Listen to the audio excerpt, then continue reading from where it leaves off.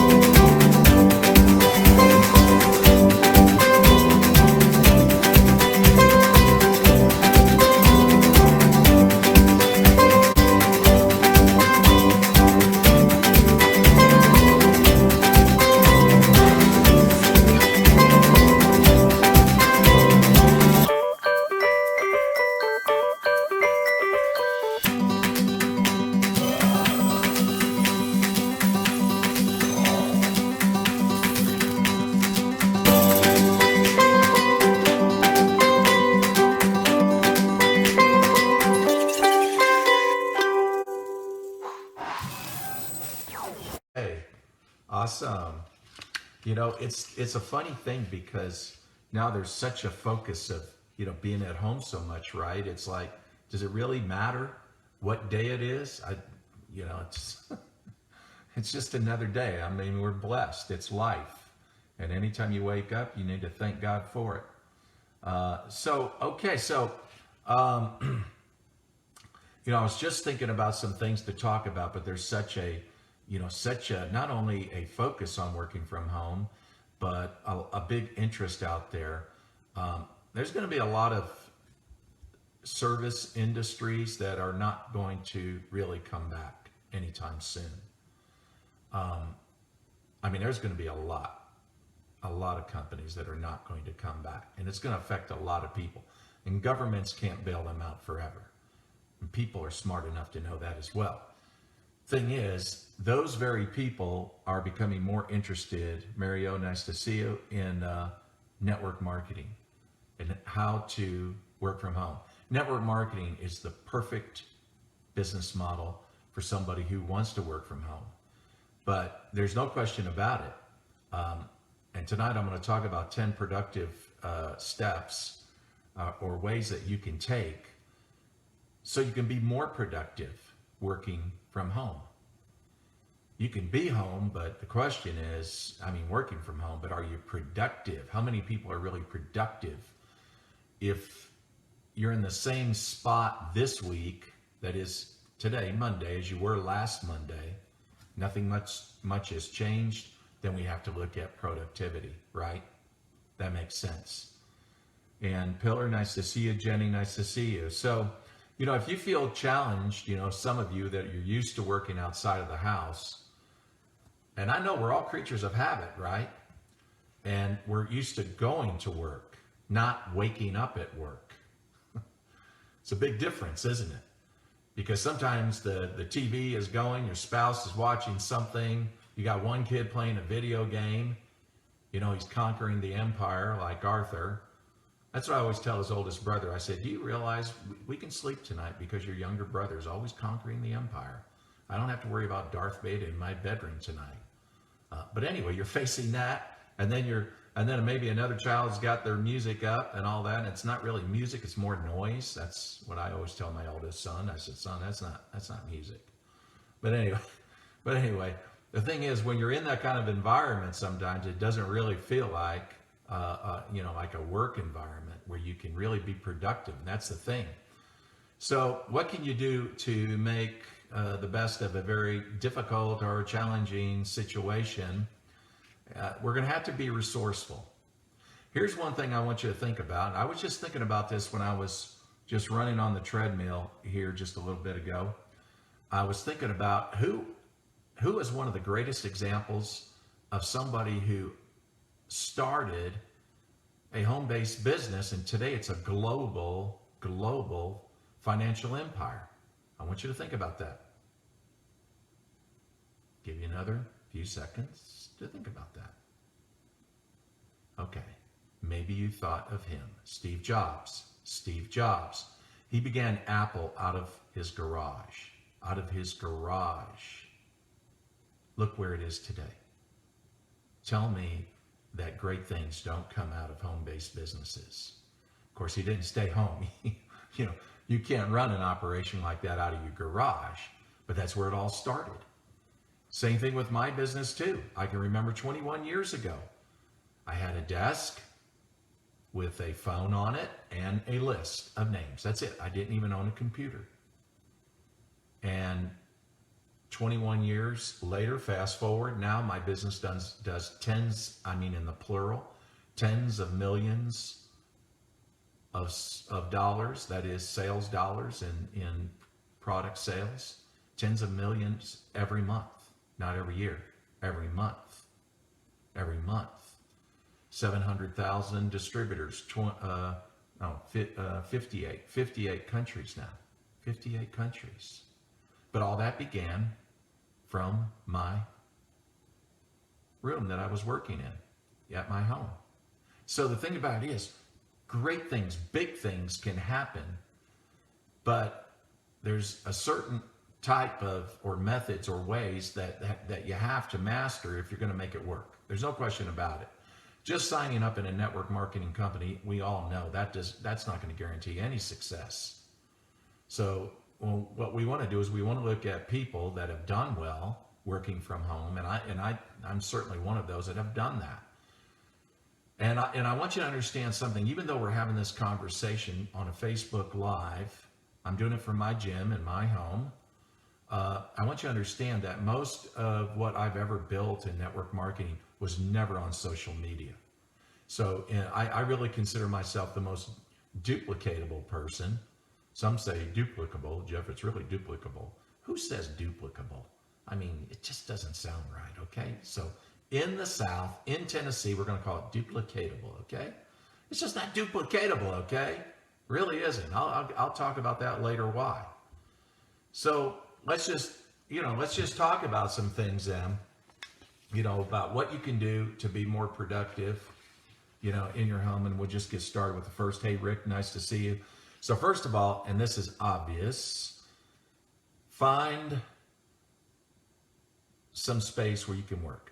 Dedicate some space to it. I hope it's not your laundry room.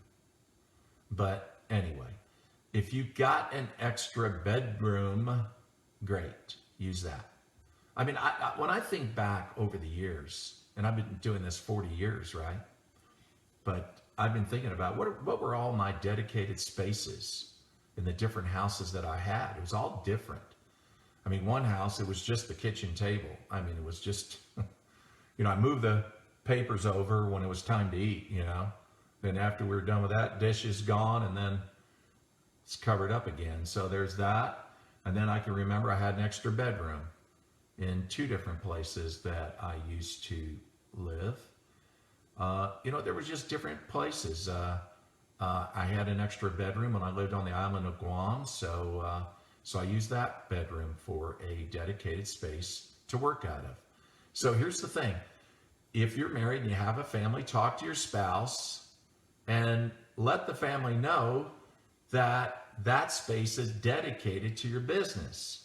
And let them know they're going to benefit from this, okay? Hey kids, this means future toys, future vacations. If you have a husband, hey honey, that bass boat that you've always wanted, you never could afford? Okay. It's on the goal sheet, the dream sheet, okay? It's on the list, okay? I need that space if we're going to make this happen, okay? And if it's one of those rooms that others need to have access to at times, that's okay. You just set that time and you let them know what your business hours are.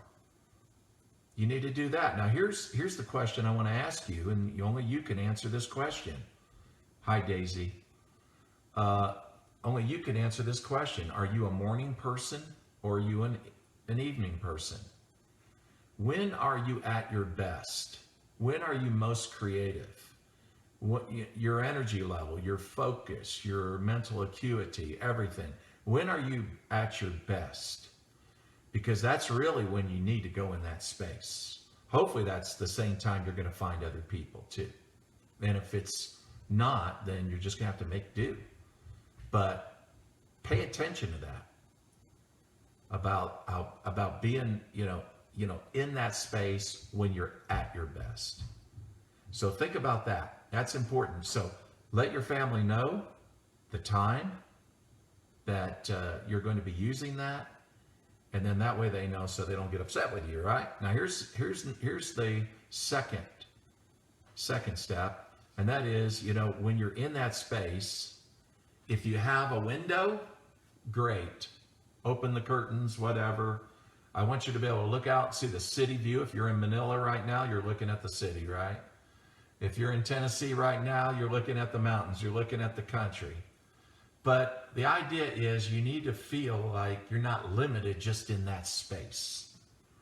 And so it's good on your psychology just to look out that window and just see life, whatever it is. Just see it and feel it. And then here's the other thing. Get a comfortable chair. If your back hurts, if your butt hurts, how are you going to be productive when you're thinking about that the whole time? You're not. So don't think, well, I got to have a hard chair so I really stay focused. So I don't want to get too comfortable, I'll get sleepy. No. Bull crap. I mean, come on. Just get a comfortable chair. I mean, don't have a lazy boy, but just get a chair that will be suitable for a desk situation, and then have a decent desk if you can.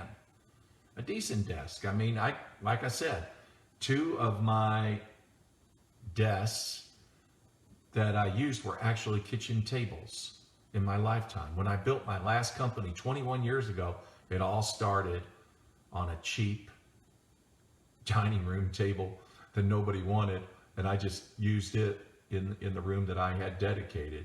So, but it was an ugly table. But anyway, man, I'll tell you what, I got business done. So now here's the other thing, is that you do not have to have a computer to do this. When I started 21 years ago, I didn't have a computer. I didn't.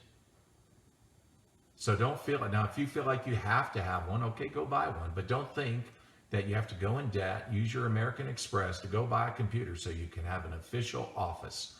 You can have an office and not have a computer. If you got an iPad or a tablet, that's fine. But even if, I'll tell you right now, you know what these things are? These are computers. They really are. I do everything pretty much on this. Talk to people, communicate with people. I do Zoom calls on it, Facebook Live calls on it. I put notes together on it when I'm going to talk about something. There's so much I do just on that phone. It's also a task manager for me, because it's going to, I'll schedule appointments and it'll send me reminders. Hey, you need to be on this call. It did it today, 12 o'clock. I had to be on a call. It reminded me. So, and so that's very helpful.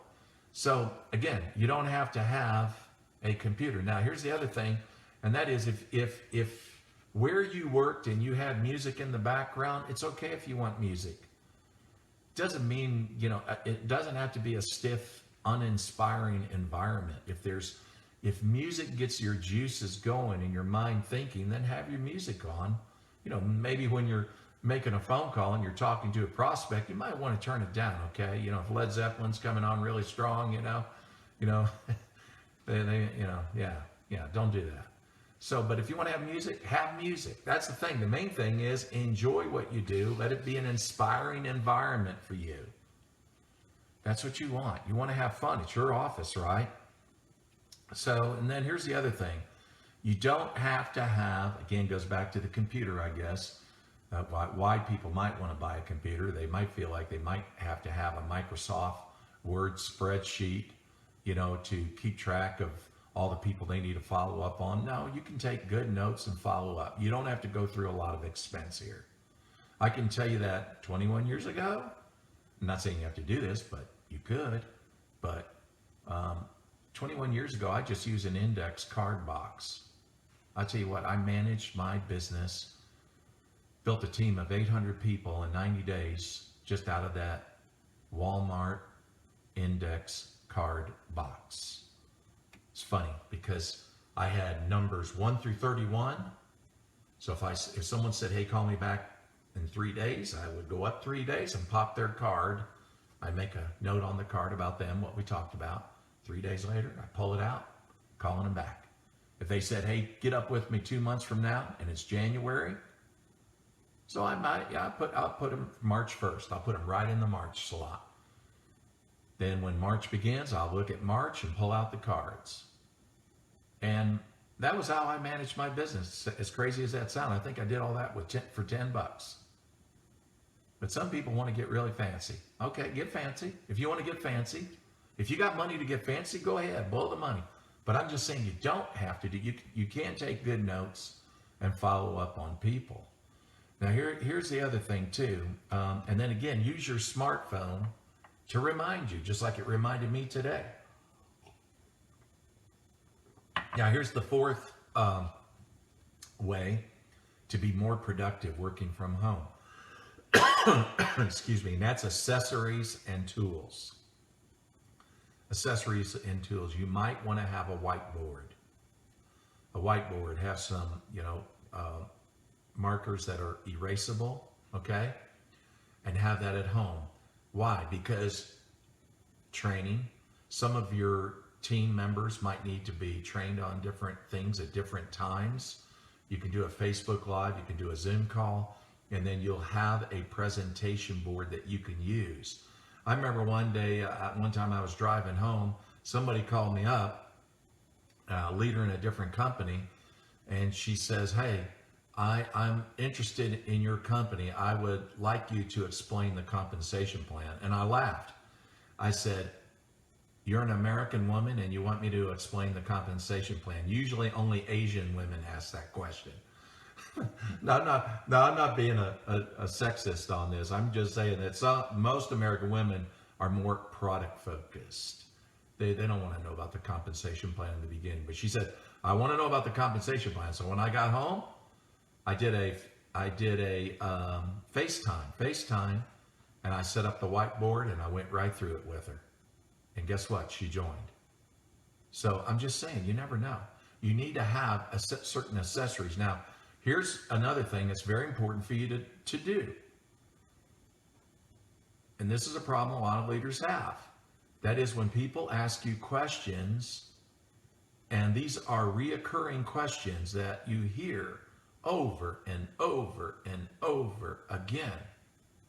If you find yourself constantly repeating yourself, then you don't have a system. So you might want to have a library in your Facebook group, have videos, or even on YouTube, just whatever you want, however you want to do it, but you need to be able to access videos that answer questions. Then you're duplicatable because you're wasting way too much time. We're talking about being productive from home, right? So if you're finding you're explaining yourself constantly over and over again with prospects, with team leaders, people that have joined you, I'm telling you, you're wasting a lot of time. Time that could be spent on productive activities. Well, sure, those people are important. That's all part of your income, right? But here's the bigger reason. The bigger reason is we need to teach them how to be duplicatable. We need to teach them that this doesn't take that much time. Some of them have limited time. That's all the more reason why you need to have videos that answer questions. What is the video that explains your product? Now you have a choice. You can explain your product, or you can say, that's excellent. You know what? We have an excellent video that explains that, Janet. Here's what I'm going to do, Janet. I'm going to send that over to you right now. Have you got some time to look at it? Great. Just get back with me after you've seen that. Fire away the video. Then you go off and do what? Follow up on somebody else. Do something more productive. So I want you to get good at, if you say, well, gee whiz, Jeff, we don't have a lot of videos like that, then create them. You know, YouTube is free. You can have your own channel. So create some, if I join your company, what do I have to do to make money my first 30 days? Okay, do you have a video for that? If you're a woman, in your company, what kind of products do you have for men? What might appeal to them? Do you have a video for that? I mean, saying different videos for different things. And your company might have them, so get familiar with their videos and find out. But let the videos answer the questions that they're going to have. It's so important because I'm going to tell you, I know some people, they just love it. It's like they get emotional satisfaction about being needed, and they want to sound intelligent and answer all these questions that they hear all the time over and over and over again. And they think they're being productive because they're sacrificing themselves for their people. You're not being productive, and you're not helping your people when you do that. You really aren't. Okay, so here's the fifth step I want you to do. Take note every day about what you spent your time on. So we're talking about we need to be spending our time on productive activities, right? Specifically, income producing activities. So take note of that. Where did your time go every day? Make an assessment of that. And if you say, well, Jeff, I was posting on Facebook, I was posting on Instagram. I get that. And I don't want to say that that's not productive. That's marketing. But that's not an income producing activity. That's marketing. That's like me going fishing. I'm going fishing and I throw the line out there, and now I'm just watching the bobber. Well, see, until I catch a fish, it's not productive, is it? Now, it was necessary for me to throw the line out. I get that. But I'm just saying, but if we spend so much time just posting and posting and posting, and if we find ourselves chit-chatting with the leaders, oh, your baby's so cute, man. She has grown so much in 3 months. It's not productive. If you say, well, Jeff, our upline, look at what they're doing. They're rock stars in social media. Look at you, Jeff. You post and you're doing stuff on Facebook. And I want you to understand, I want to go on notice here again that most of my entire income had nothing to do with social media. If I had Angel Fletcher on this call with me, my good friend, she would tell you that it had nothing to do with what she posted on her Facebook page, and she doesn't do anything with Instagram, okay? Now, she did use Facebook groups. She did. She's a master at it. But she used it to create offline activities and get people on the phone, and she went out and she did venue meetings. That's really the story behind the story. And I'll tell you the other thing about these rock stars on social media, a lot of these people, they brought over previous downlines from other companies. They had a financial cushion when they started. A lot of them did. A lot of them did. And that gave them pay to play money so they could go on a business page, pay to play, and get their exposure out there to draw people. Nothing wrong with that. I'm just saying, if you want to do that, do that. Just understand marketing takes longer. It takes longer. Warm market, that is reaching out to people that you know, and also for those leaders that you sponsor, tapping into their warm market, people that they know, you're going to grow much faster. Much faster. So then I want you to understand that that is a productive activity. But don't get it in your head that you have to be a social media rock star and that just posting out there, you're finally going to land on the big one. You're going to get the big one. I don't know. It's just don't believe that. So that's the thing is that I see a lot of people get hung up on that, and then they just I don't know, they don't make money. All right, let's talk about the six. One other thing I want to say. One last thing on this point, and that is on being productive on your time. I mentioned this on a recent call, and I'll say it again. It's worthy of repeating. When you got people in your team, and even prospects sometimes, that go on and on, you know who these people are. And when they call you, you're like, oh my gosh, I don't want to take her call. I know what this means. This is going to take a freaking hour, you know? Okay, here's the way to do it. Just answer the phone and say, hey, Debbie, how you doing, sweetheart? Good to hear from you. I got to get on a call in 5 minutes, but I'm glad you called. Nice hearing from you. What's happening, girl? And then when the 5 minutes up, say, hey, I told you I got to. What is it going to do? It's going to teach her a few things. One is that you're a productive person. You're a productive person. Because every time you call her, don't always say 5 minutes though. If she calls back and it's always 5 minutes, she's going to figure it out. You might want to switch up your time a little bit, okay? 3 minutes, okay? Hey, I got to get on the call in 10 minutes. You're going to give her 5 minutes more. Maybe you haven't heard from her in a week. Okay, you can suffer through it, okay? She's doing some volume. Yeah, you don't want to run her off. I get that, okay? So handle it that way, but you're teaching her to be productive. You're teaching her that time is important. It's very important. So you're also teaching her that she needs to be productive. So let's go on to step, the sixth way that you can be more productive working from home, and that is limit your distractions. Limit your distractions. I'm going to quote a man who said, work is hard, distractions are plentiful, and time is short. Work is hard, distractions are plentiful, and time is short. So, okay. So just understand that. So when you don't need to be disturbed, I'm going to talk about your power hour in a moment. When you're doing that, or when you're following up on important tasks, you're going to get a lot of people that are going to text you, message you, things like that. So turn your phone off if you need to. I mean, there's time that you need to dedicate for very important things, and you don't need to be interrupted. I mean, that's what you need to do. Just limit it, fence it in, and manage the distractions. Now, if your child falls off his bicycle and he comes running in the house all bloodied up, you need to pay attention to that distraction. That's important. Okay? I get that. But I'm talking about these non-essential things that you can get to these people later. All right, here's the seventh, and that is don't spend too much of your time plugging into the news. We hear nothing but negative news, and it just gets more negative the more we hear it day after day. It's either political garbage, or it's coronavirus, or it's whatever.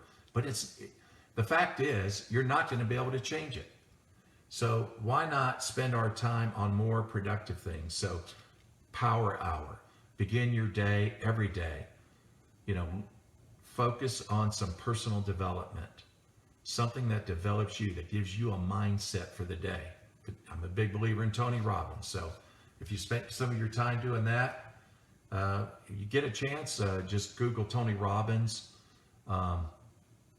and look for the video to, Prime Your Day. I think it's called Prime Your Day. Anyway, or priming. And it's a great way to begin your day. Anyway, take a look at it. But spend your time doing that versus plugging into anything negative. And then here's the other thing, and that is, and this is number 8, set your boundaries. So when you go into your space, let your family know when you're going to do that so that you're not bothered. And I mean, if it's, getting them, you women go through this all the time. Get the family fed, park the husband in front of the TV. The kids are doing whatever. They have something they're enjoying that they're doing, and then you disappear down the hallway. Close that door. And then go to work, but really go to work. And make sure that what you're doing is you're really making productive use of your time. Make it productive so that you're not wasting your time. That game is on and you're really going for it. You're going for it big time. And make sure that you follow up with people that you need to follow up with. Who have you not talked to that you need to be talking to now? Maybe you've just been a challenge finding that person home. Follow up. And then when you do, you might want, if you haven't been able to find them, instead of constantly leaving messages day after day and things like that, you might want to give them some space, a few days, and then call them back and just say, hey, John, hey, man, I just want to say I'm sorry, man. I've been meaning to follow up with you sooner than this, but I've been so busy, man. Business is going crazy. Can you believe this? You know, with companies closing down, people being sent home, 30 million people jobless, and my business is exploding. So I want to say I'm sorry again, getting behind, but I just been so, things are great, man. So I got a little time that I could, speak with you. So if tomorrow will work for you, you can text message me back, okay? Or if that'll work for you in the morning, let me know what time, and I'll see what I can do. Let's just get together, and I'll be glad to go over that information with you. See, don't be so available, and don't give them the impression you have too much time on your hands. See, that won't sell. So keep that in mind. Be productive. Be productive. Now, also, being productive means that it's okay to take a nap. It's okay to take a nap. I take naps. I do. If I didn't take a nap, I tell you, I wouldn't be able to do this call this evening. I wouldn't even be able to come in the gym and work out. Because I'm sort of like this phone here. This phone, when they start getting these smartphones, when they start getting stupid, what do? You just punch that button and you what? Reset. And then it goes back to being smart again. We're like that too. And so I'll have that nap. I want you to understand this, that rest is the work. That's part of the work. Rest is the work. Don't feel guilty about it.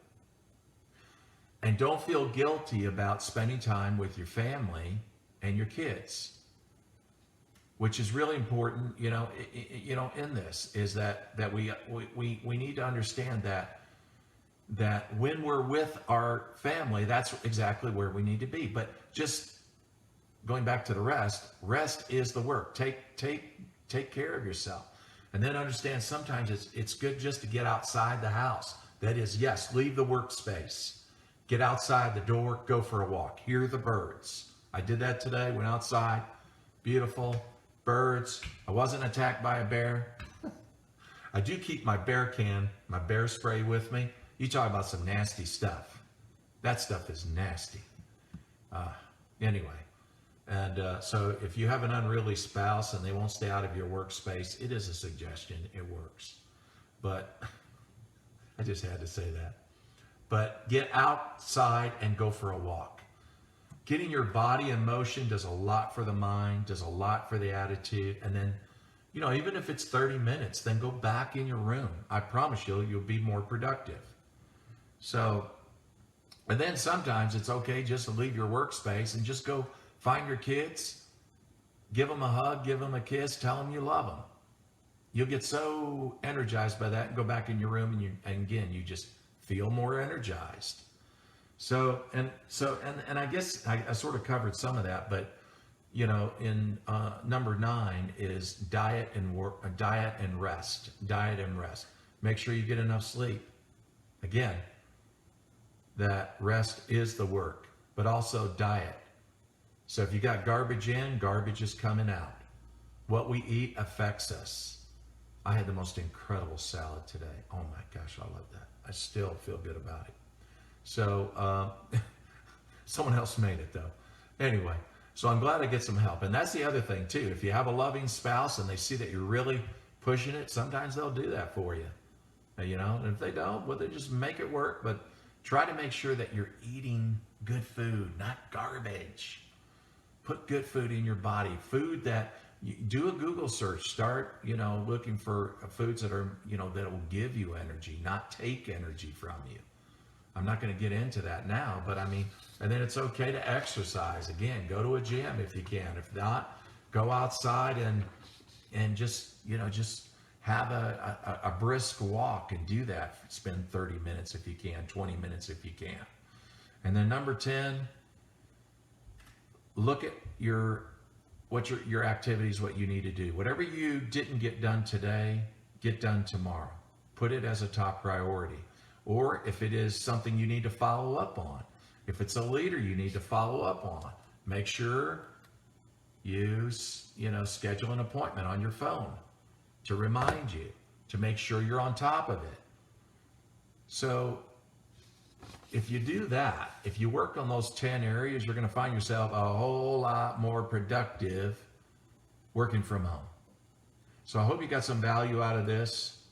And really, I know it's for some of you, it's not easy. For me, it wasn't an adjustment at all because I've been doing it now almost 28 years. So I'm so used to this. But I do have empathy for people who are not used to this. And it's such a game changer. And for many that do network marketing and they're so dependent on meeting venues, that can be challenging. But you know what, I'm hearing such good feedback around the world from different leaders that are saying, you know what, adapting and changing is really cool. And you know what, I found it did not negatively affect our business at all. And you probably feel the same. Matter of fact, business got much better when they adapted and they changed. Now, what does that mean? Does that mean you're never going to go back and do venue meetings again? No, it doesn't. Sure, you can do that later on. Now would not be a good idea. Later on, yes, you could do that. But I guarantee you one thing, you'll probably still use the methods you're using now as well. You're going to have more spokes in the wheel supporting that wheel, and your business is going to be moving faster. So anyway, I hope you got some value out of this. If you did, you can share it to help your team leaders to be more productive. And by the way, my book, if you go to Amazon, type my name, it's also in Spanish now. So my book is in Spanish, Reaching the Peak. And for those of you that read English, then it's in English, Reaching the Peak. Ray Higdon does the foreword on the book. Anyway, so I'm glad you joined me tonight. I look forward to seeing you tomorrow. Everyone, have a great evening.